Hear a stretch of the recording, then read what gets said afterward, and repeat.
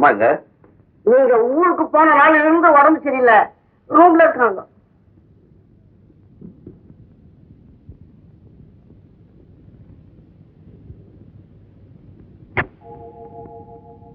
என்ன உடம்புக்கு? ஒண்ணும் இல்ல. ஒண்ணு இந்த பொம்பளைங்க இப்படித்தான், ஒண்ணுமில்ல ஒண்ணுமில்லன்னு சொல்றது கடைசியில பெரிய குண்டா தூக்கி தலையில போடுறது. உடம்புக்கு என்ன? டாக்டர் கூப்பிடறதானே. ஆமா, இந்த பொம்பளைகளை பத்தி நீ என்ன நினைக்கிற? பொம்பளை கிட்டே பொம்பளை பத்தி கேட்டா என்ன சொல்ற? ஒரு பெரிய விஷயத்த மனசுக்குள்ளேயே போட்டு மறைச்சு வைக்கிற பழக்கம் உங்களுக்கு உண்டாயிடுச்சு. அப்படி அவங்க மறைக்கிறாங்கன்னா அது குடும்பத்தோட நன்மைக்காகவும் புருஷனுக்காகவும் தான். நீயும் பொம்பளை தானே, விட்டு கொடுப்பியா? ஏன் அப்படி எல்லாம் கேக்குறீங்க? துர்கா, அவ இதை காதலிக்கிறாளா? நான் பெரிய புத்திசாலியா, முரட்டு ஜீனிக்கு தான் என்ன காதலிக்கிறியா? என்னுடைய உள்ளத்தை தான் காதலிச்சா. நான் சொன்னேன், அடிப்பாவி, எனக்கு அழகான கொண்டாட்டி இருக்கா, தலைக்கு வசந்த பிள்ளை இருக்கான், என்ன போய் நீ காதலிக்கிறேன்னு சொல்லி போட்டே ஒண்ணு. அடுத்த தடவை பார்க்கும் போது யாரையாவது கல்யாணம் பண்ணிக்கிட்டுதான் என் முன்னால வந்து நிக்கணும்னு சொல்லி அனுப்பிச்சு. என்ன அது கண்ணீர் விடுற? நெஞ்சு வலி அதிகமாயிட்டா? நெஞ்சு வலி போயிடுச்சுன்னா கல்யா, நீ பொம்பளை எதையோ மறைக்கிற உண்மையை சொல்லு. ஒண்ணுமே இல்லைங்க. ஒண்ணும் இல்லைங்கிற வார்த்தை எதுவும் வாயிலிருந்து வரக்கூடாது. ஐயோ, ஒண்ணுமே இல்லைங்க, ஒண்ணுமே இல்லை. எந்த கடிச்சிருந்தா ஒண்ணும் இல்லை.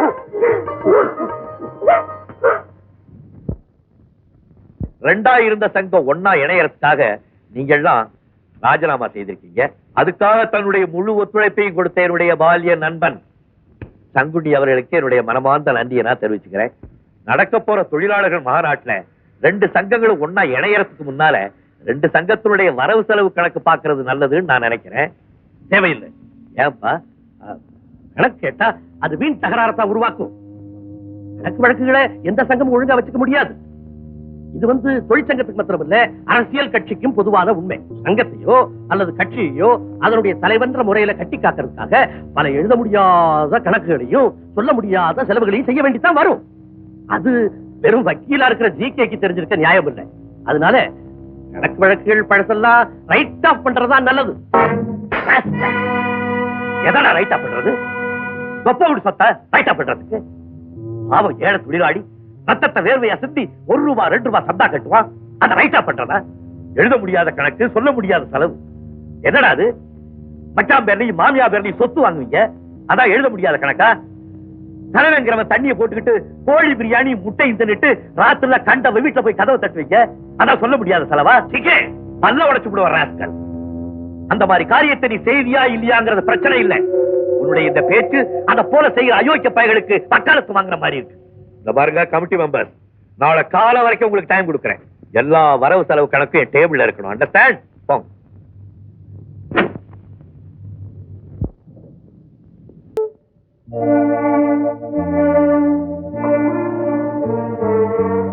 இது நாளைக்கு நீங்க அட்டெண்ட் பண்ண வேண்டிய கேஸ். இது Palraj murder case file.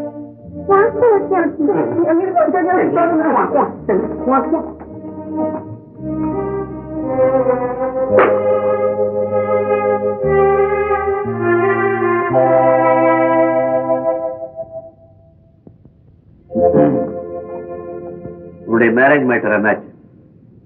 Sorry sir, அது என்னுடைய பர்சனல் மேட்டர். துர்கா, நாகராஜ விஷயத்துல எப்பவும் நீ ஜாக்கிரதையா இருக்கணும். எந்த நேரத்துல எது ஏற்படுமோ சொல்ல முடியாது. குறிப்பா உன் உயிருக்கே ஆபத்து வரலாம். என் உயிரை பத்தி நான் எப்பவும் கவலைப்படுறது இல்லை சார். பட் இருந்தாலும் என் கடைசி காலம் வரைக்கும் நான் உங்க கூட இருந்து சர்வ் பண்ணணும். அதுக்காவது நான் உயிரோட இருப்பேன்.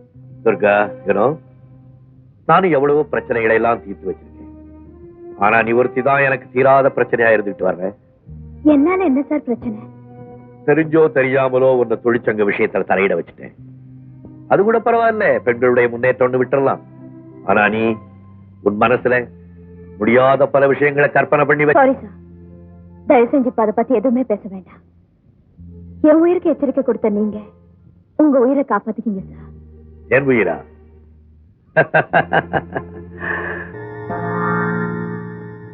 நாகராஜ், உங்க தங்கச்சி கழுத்துல தாலி கட்டினதுக்கு பிறகுதான் உங்களுக்கு ஜிகே தெரியும். ஆனா எனக்கு அவன் 5 வயசுல இருந்து தெரியும். மகாநாடு முடியறதுக்குள்ள இதுக்கு ஒரு முடிவு கட்டுறேன். உங்களுக்காக மட்டுமில்ல, தொழிற்சங்க நலனுக்காக நான் இதை செய்யறேன். வரேன். என்னங்க மகாநாட்டுல மேடையில உணர்ச்சி வசப்பட்டு பேசிடாதீங்க. உணர்ச்சியில் ஐஸ் வாட்டர் ஊத்திடுறேன். கோவம் தான் யாரும் அடிச்சிடாதீங்க. முள்ள சுலோ மோஷன்ல அப்படி அடிக்கிறேன். என்னது என்னங்க இது நகம் இப்படி வளர்த்து வச்சிருக்கீங்க? அடிக்காது, அது விஷம் இல்ல. உங்க விஷம் எனக்கு அமிர்தம். கொண்டா நான் பஞ்சாதி. என்னங்க வாட்ச மறந்துட்டு போறீங்களே? உங்க ஃப்ரெண்டு சங்குனி பிரசன்டேஷனா கொடுத்த வாட்ச் மகாநாட்டுக்கு டைம் ஆச்சுன்னு ஞாபகப்படுத்துதுங்க. அவன் கொடுத்த வாட்சி தானே, அவன மாதிரி அதிக பிரசங்க அடிக்கடி சொல்ல.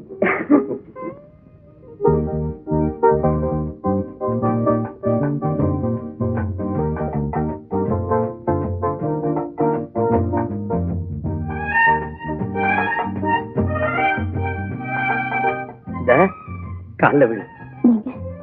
அங்கிருந்து ஆசீர்வாதம் எப்படி வருதுன்னு தெரியாது. முதல்ல விழு. எல்லாம் ஒரு ட்ரையல் தான்.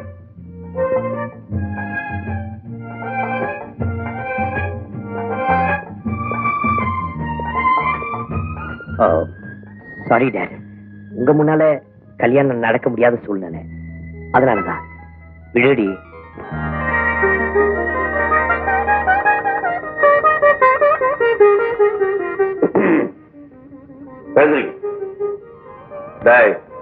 பொம்பளைய கடத்துறது ஒரு வாழ்க்கையில இதுவே முதல் கடைசியமா இருக்கட்டும்.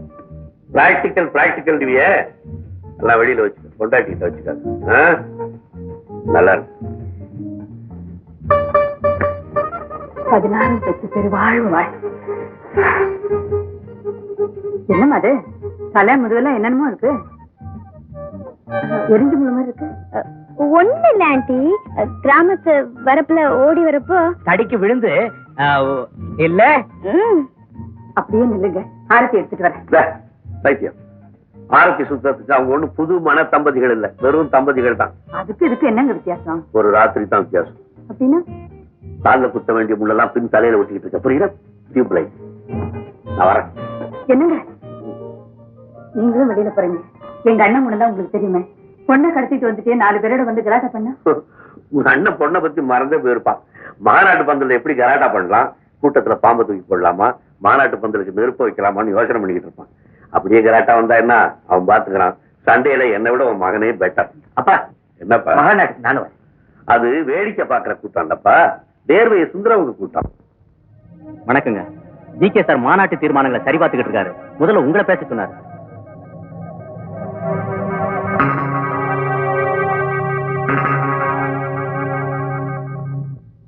உலக தொழிலாளர்களை இணைத்து ஒரு கான்பரன்ஸ், இது நடக்குமா? கற்பனைக்கும் எல்லை வேண்டாமா? கேலி பேசியவர்கள் வாய் பதச்சு நிற்கும்படி இந்த கான்பரன்ஸ் இன்று வெற்றிகரமாக நடந்து கொண்டிருக்கிறது. இந்த மாபெரும் வெற்றியை சாதித்துவிட்டு சைலண்டாக எங்கோ ஒரு அறையில் அமர்ந்து ஒற்றுமைக்கான தீர்மானங்களை உருவாக்கி கொண்டிருக்கும் ஜிகே அவர்களே, உயிர் நண்பருக்காக யூனியன் தலைவர் பதவியை ராஜினாமா செய்த சங்குன்னி அவர்களே, உங்கள் இருவரின் பெயரும் தொழிற்சங்க வரலாற்றில் என்றும் அழியாது. வானத்து சூரியன் கூட எட்டி பிடிக்கும் தூரம் தான் தோழர்களே, நாம் மனது வைத்தால். ஜிகே அடிக்கடி சொல்லும் வாசகம் இது. அந்த வாசகத்துக்கு உயிர் கொடுப்போம். நாம் பலப்படுத்துவோம். இவங்க எல்லாம் உங்ககிட்ட பேசுறதுக்காக வந்திருக்காங்க. மாநாடு முடிஞ்சோன்னு வர சொல்லுங்க. இல்ல இப்பவே உங்ககிட்ட ஏதோ கேட்கணுமா? என் லைஃப்ல ஒரு டர்னிங் பாயிண்ட்காக நான் தயாராகிட்டு இருக்கேன். இவங்களும் உன் லைஃப்ல ஒரு டர்னிங் பாயிண்ட் கொடுக்கத்தான் வந்திருக்காங்க. வேற இவங்களா? மகாநாட்டை நான் படிக்க போற இந்த தீர்மானத்தை உலகத்துல உள்ள அத்தனை தொழிற்சங்கத்திலையும் ஃப்ரேம் போட்டு மாட்ட போறாங்க பாரு. அந்த தீர்மானங்கள் என்னன்னு தெரிஞ்சுட்டு போறதுக்காக வந்திருக்காங்க. ரொம்ப ஆர்வத்துல வந்திருக்காங்க போல இருக்கு. மாநாட்டு பந்தல போய் உட்கார சொல்லு. இன்னும் கொஞ்ச நாளில் இந்த தீர்மானத்தை வந்து படிக்கிறேன். அங்க படிக்கிறதுக்கு முன்னால இங்க ஒரு தடவை படிச்சு காட்டணுமா? வாதம் பண்றதுக்கு எனக்கு நேரம் இல்ல. தீர்மானத்தை மகாநாட்டுல வெளிநாட்டு பிரதிநிதிகளுக்கு முன்னாலதான் படிக்கணும். அவங்கள போக சொல்லணும். இது உங்க கமிட்டி தீர்மானம் இல்ல, தொழிலாளிகளுக்காக என்னுடைய தனிப்பட்ட தீர்மானம்.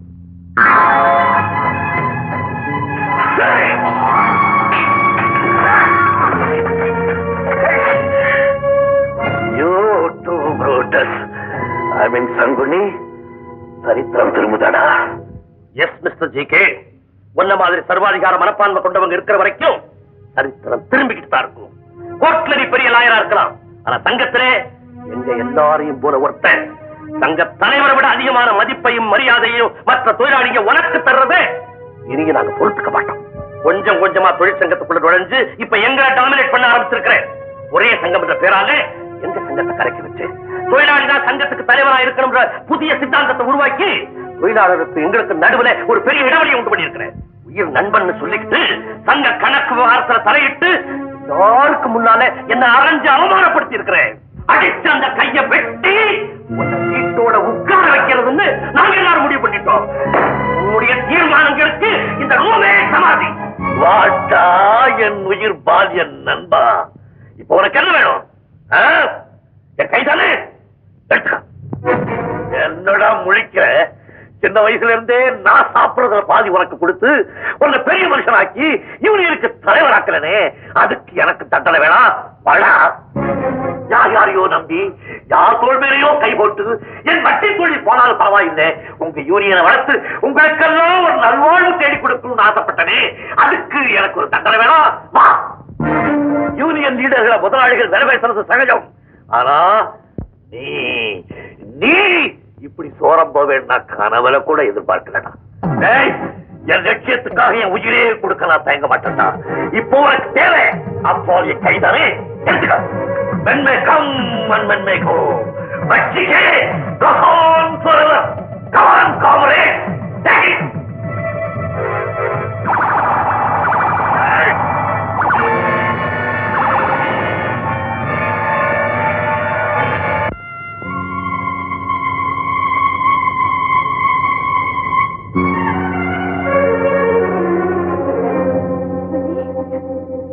டாக்டர், இவங்களை கண்ட்ரோல் பண்றதுக்குள்ள பெரிய சிரமமா போச்சு. மயங்கிட்டாங்க டாக்டர். அவர் மயக்கம் தெரிஞ்சுட்டார். சரி, இவங்களை உணர்ச்சி வசப்படாம பாத்துக்கணும்.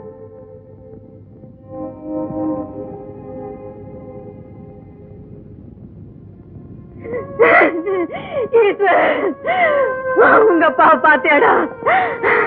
உன்னை தூக்கி வளர்த்த கைக்கா இப்படி ஒரு நிலைமை, எல்லாரையும் ஆதரிச்சு அரவணைச்சு அவருக்கா இப்படி ஒரு நிலைமை. ஐயோ அம்மா, அப்பா மயக்கம். நாங்க வர மாட்டேன். அந்த கோலத்தை அவரை என்னால பார்க்க முடியாது.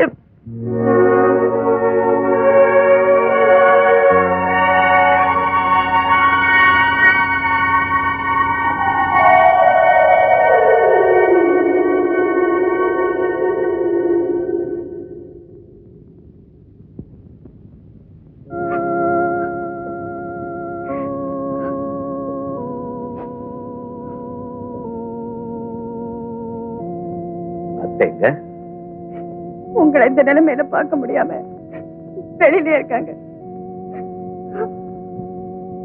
தூக்கி உட்காரவை.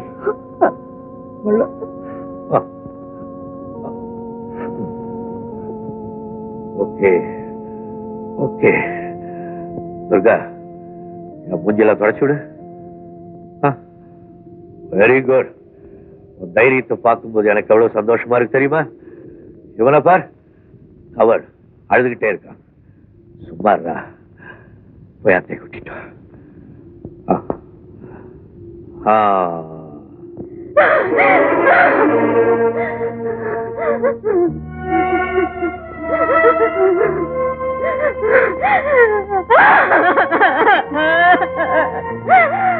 அழாதீங்கம்மா,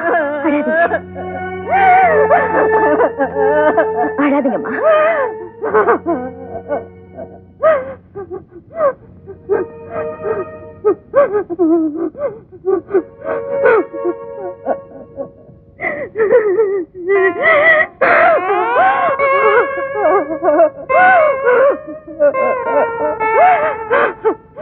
ஜிக்கியோட மனைவி நீ எதுக்குமே கலங்கக்கூடாது.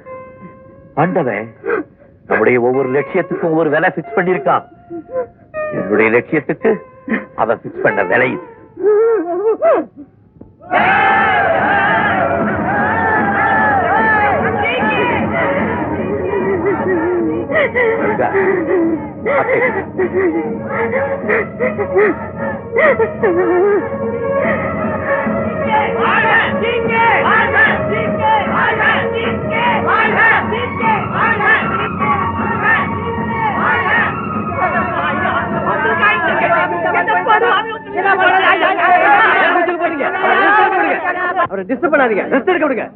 டாக்டர், நீங்க கொடுக்கிற குளுக்கோஸ் ரத்தத்தை விட இவங்க சத்தம் தான் எனக்கு சக்தியே கொடுக்குது. வக்கீல் சார், வெட்டினவங்க யாருன்னு எங்களுக்கு தெரிஞ்சாலும் சொல்லுங்க. சொல்லுங்க, அவன் தலையை கொண்டு வந்து காலையில் வைக்கிறோம்.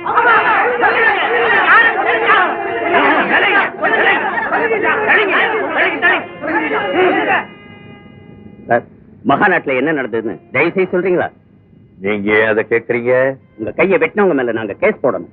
மத்தவங்க கைய வெட்டதா யார் உங்ககிட்ட சொன்னாங்க? பின்ன எப்படி உங்க கை வெட்டப்பட்டது? நானே என் கைய வெட்டிக்கிட்டேன். நான் ரொம்ப உணர்ச்சி வசப்பட்டவன் இன்ஸ்பெக்டர். எல்லாரையும் கேட்டு பாருங்க. எங்களுக்கு கிடைச்ச இன்ஃபர்மேஷனே வேற சார். இன்ஃபர்மேஷன் உங்களுக்கு கொடுக்க வேண்டியவனே நான் தானே. நானே சொல்றேன், இந்த கேஸ வித்ட்ரா பண்ணிக்கங்க. இல்ல கேஸ் போட்டுதான் தீரணும்னா அட்டெம்ப்ட் ஆஃப் சூசைட்னு போட்டுக்கணும். அப்போ நான் ரெஸ்ட் எடுக்கணும் இல்லையா டாக்டர்? டாடி, போலீஸ் கிட்ட நீங்க மறைச்சதுக்கு 1000 காரணம் இருக்கலாம். ஆனா உங்க கையை வெட்டினது யாருன்னு எனக்கு தெரிஞ்சாகணும். யார் காரணம்? போலீஸ்க்கு சொன்ன அதே பதில் தான் உங்களுக்கு. நாங்க ஏத்துக்க மாட்டோம். எங்களுக்கு எதாவது சொல்லி ஆகணும். எனக்காக உங்களுக்குள்ள வெட்டிக்கிட்டு சாகிறதையோ அதனால யூனியன் ரெண்டாகிறதையோ நான் விரும்புறேன். ஈஸ்வர், இந்த நேரத்துல உங்க அப்பனுக்கு நீ ஏதாவது உதவி செய்யணும்னு நினைச்சீன்னா என்னுடைய இடத்தை நீ ஃபில்லப் பண்ணு. That's all. உங்க இடத்தை நான் ஃபில்லப் பண்றேனோ இல்லையோ அத காலம் தான் பதில் சொல்லணும். But daddy, I will sincerely try to reach that place. ஒவ்வொரு அப்பனுக்கும் வலது கையே தன்னுடைய மகனை தான் சொல்லுவாங்க. ஆனா எனக்கு வலது கை போனதுக்கு அப்புறம் தான் மகனே கிடைச்சிருக்கான். உங்க 2 பேருடைய தலைமையில ஸ்ட்ரைக் தொடர்ந்து நடக்கணும். மூடப்பட்டிருக்க ஃபேக்டரி அத்தனை திறக்கப்படணும்.